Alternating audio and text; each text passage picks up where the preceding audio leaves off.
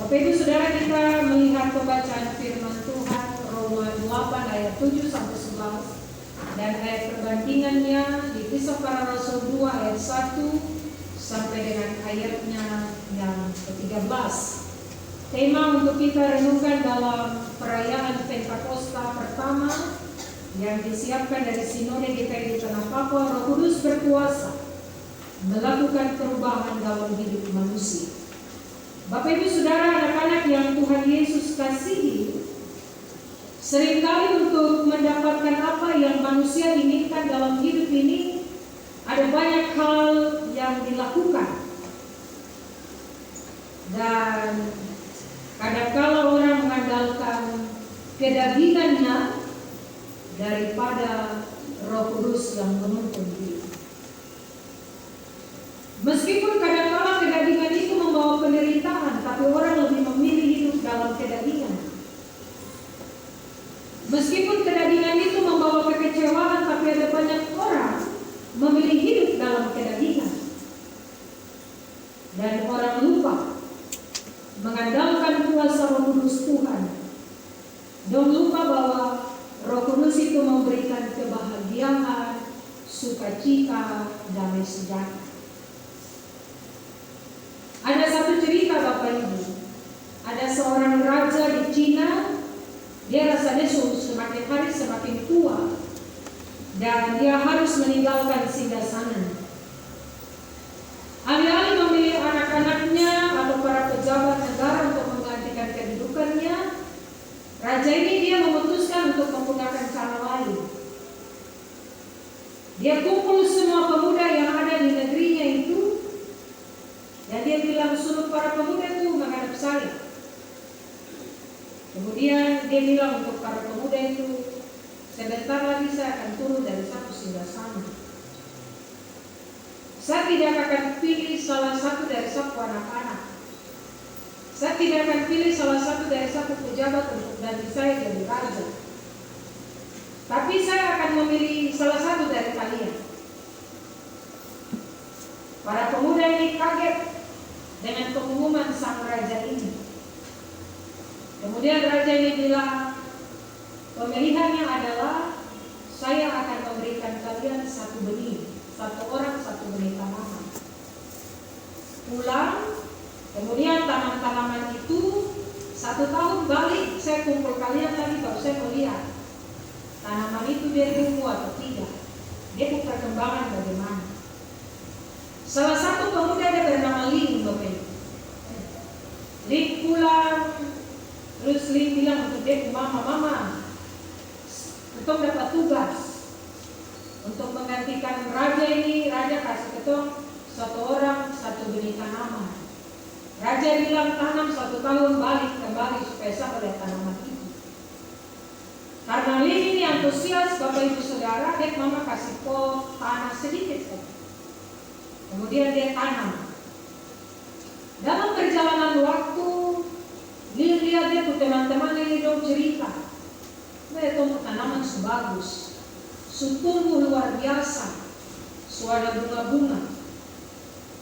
Bapak Ibu pulang cek punya tanaman kada tumbuh-tumbuh. Dia bilang ini semua hebat 1 tahun.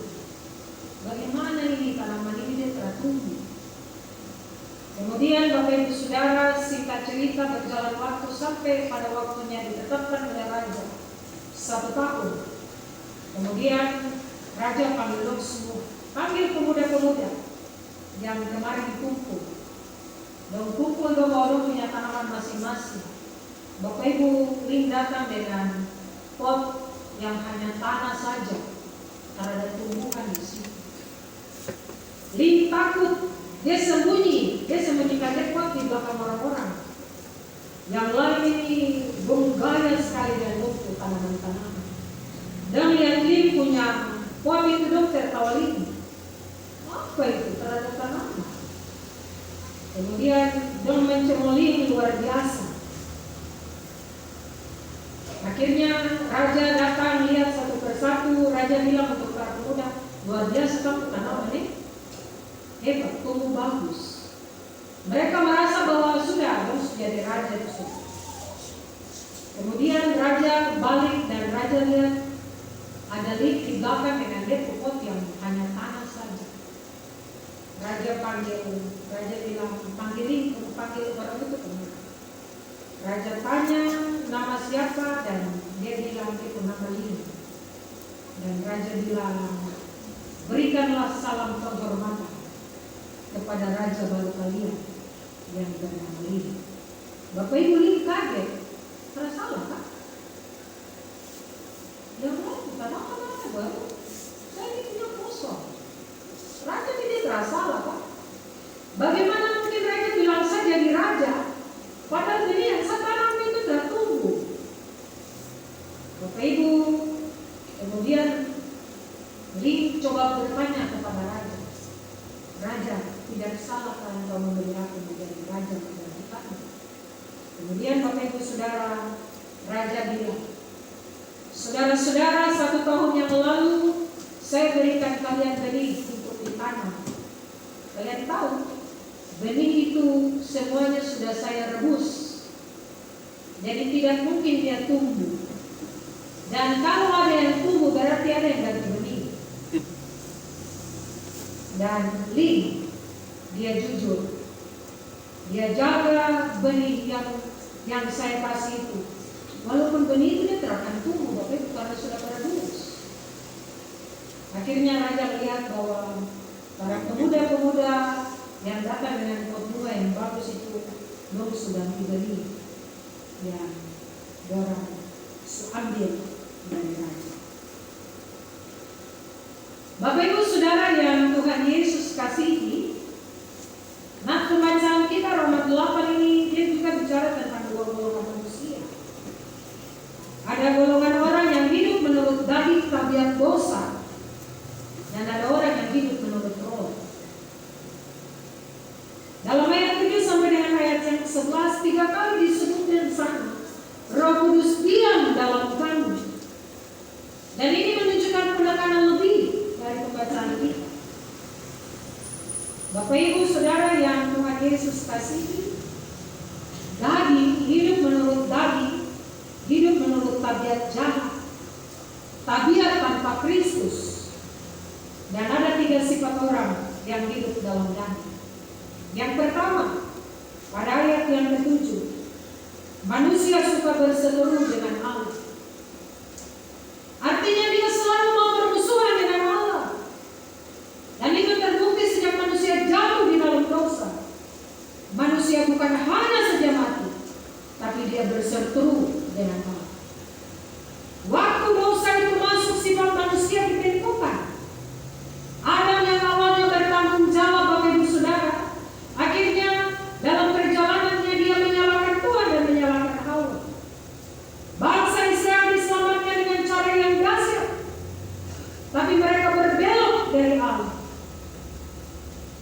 Bapak Ibu Saudara yang pertama, manusia selalu ingin berseteru dengan Allah. Hal yang kedua, sifat manusia yang kedua, sifat kedagingan manusia. Manusia itu tidak mentakluk pada hukum Tuhan. Manusia tidak bisa mengerti tentang Tuhan, akhirnya memikirkan diri sendiri dan ingin hidup bebas. Alkitab itu apa? Alkitab itu selalu kasih nasihat, bilang trouble ini, trouble itu, bahkan ada di dunia ini. Makanya tadi petunjuk hidup baru bagi kita itu dijelaskan dengan baik bagi kita. Manusia tidak hanya berseteru dengan Allah, tapi juga dia tidak mau dituntun oleh hukum Tuhan. Dan yang ketiga, sifat manusia yang ketiga, dia tidak mungkin berkenan kepada Allah karena dia sudah berseteru dan tidak mentakluk pada hukum Tuhan. Pada ayat yang ke-9 disebutkan tabiat orang yang hidup dalam roh, Bapak Ibu. Jika orang yang hidup dalam roh, roh Allah itu diam di dalamnya. Dari ayat 9 disebutkan, kamu itu artinya jemaat di Roma, bukan orang-orang yang mendapatkan mujizat dan lain-lain. Dan kita tidak bisa mengukur kekristenan kita dari luar. yaitu orang hidup dalam roh, sejak roh Allah itu diam di dalam.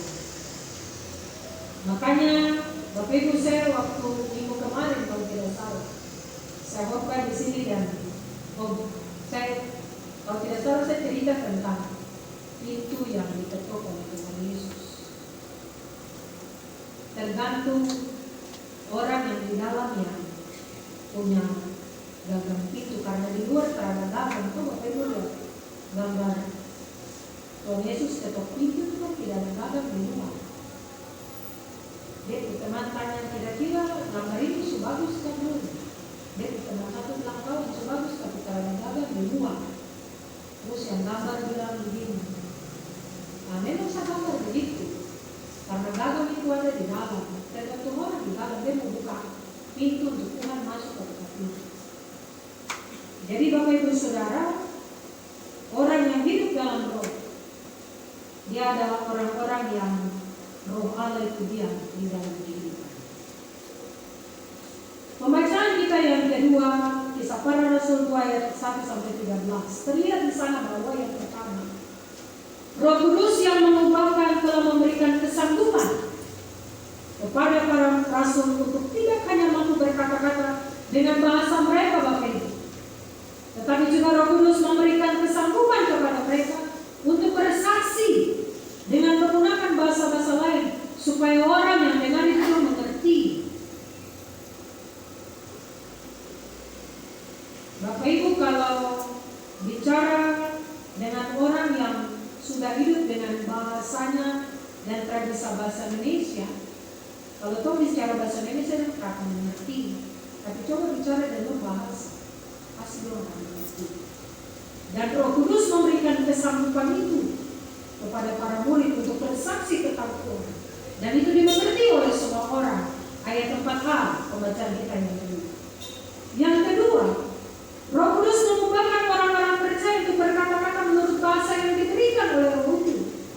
Artinya orang-orang percaya diberikan kesanggupan untuk berkata-kata menurut keinginan atau kehendak Roh Kudus dan bukan menurut keinginan dan kemauan mereka. Orang menyaksikan Kristus itu bukan karena menyaksikan dirinya untuk dikenal lebih daripada Kristus, tapi orang menyaksikan Kristus supaya Kristus lebih dikenal daripada orang yang menyaksikan Kristus itu. Jadi kadang ada banyak orang yang sombong, menyaksikan sesuatu kemudian ini semua karena saya. Tidak, Bapak Ibu Saudara. Roh Kudus mengubahkan orang-orang percaya untuk menyaksikan Kristus bukan menurut kehendaknya, tapi menurut kehendak Roh Kudus yang diam di dalam hidup mereka. Ayat 4b pembacaan yang kedua. Yang ketiga, Roh Kudus mengubahkan orang-orang sana dari segala bangsa yang ada di kolong langit yang sebelumnya saling terpisah satu dengan yang lain dapat bertemu, dapat bersatu. Dan Roh Kudus itu punya pekerjaan untuk menyatukan Bapak Ibu. Roh Kudus tidak punya pekerjaan untuk memecah belah. Itu roh kedagingan yang mau memecah belah setiap orang. Roh Kudus itu roh yang baik, roh yang menyatukan, roh yang memberikan kedamaian, kenyamanan. Ketika mereka bersatu, mereka saling melihat, mendengar dan memahami. Itu pekerjaan Roh Kudus. Ayat 5 dan ayat yang ke-6. Yang keempat, Roh Kudus mengubahkan mereka untuk saling memahami satu dengan yang lain.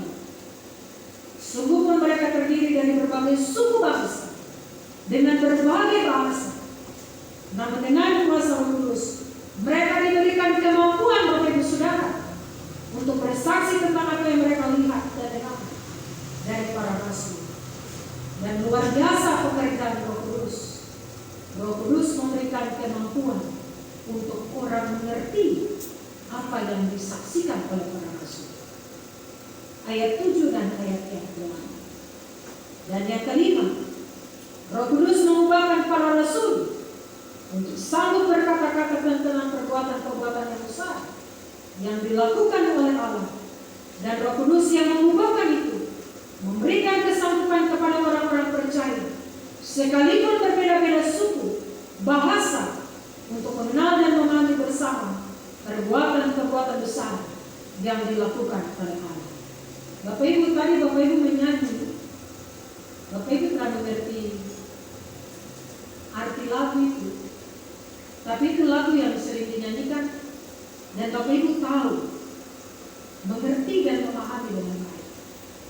Dan itu pekerjaan Roh Kudus. Dan yang keenam, Roh Kudus mengubahkan orang-orang percaya untuk menyadari bahwa setiap orang-orang percaya terpanggil untuk bersaksi tentang perbuatan-perbuatan besar yang dilakukan Allah. Dan Bapak Ibu Saudara, Roh Kudus menyanggup para murid, para rasul untuk terus bersaksi tentang Injil Allah itu. Dan pekerjaan Roh Kudus ada sampai dengan hari ini. Bapak Ibu Saudara yang Tuhan Yesus kasihi, dalam perayaan Pentakosta pertama hari ini, saya dan Bapak Ibu Saudara, kita diingatkan secara bersama bahwa memang kita ada di dalam dunia. Ada banyak hal yang ditawarkan kepada kita. Kadang kita tidak bisa melawan dosa. Kadang kita tidak bisa melawan kedagingan kita. Sebab hidup ini adalah pilihan bagi masing-masing orang. Mau pilih hidup menurut Nabi atau mau pilih hidup menurut Allah. Tapi roh yang ada di dalam kehidupan kita, Roh Kudus itu, dia adalah roh yang menghidupkan, menyambungkan kita untuk menyaksikan Kristus bagi banyak orang. Dan ketika roh itu ada dalam kehidupan kita, memampukan kita untuk menyaksikan Kristus, dan kesaksian kita itu berbuah. Kalau Roh Kudus itu ada dalam hidup dan kehidupan. Untuk itu, dalam perayaan Pentakosta hari ini, marilah kita hidup dan dipimpin oleh Roh. Sebab Roh Kudus yang diam dalam kehidupan kita, dia berkuasa, Bapak Ibu Saudara.